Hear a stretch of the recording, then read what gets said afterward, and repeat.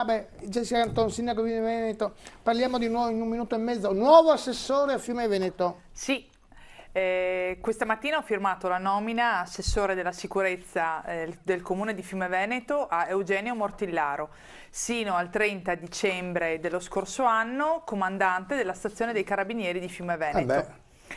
Eugenio Mortillaro con persona sigilla, eccelsa, eh? assolutamente, sigilla un po' quella che è stato, è il frutto di quello che è stato un rapporto di collaborazione e con l'Arma e soprattutto ovviamente con la stazione dei Carabinieri di Fiume Veneto che si è maturato in questi 5 anni di mandato.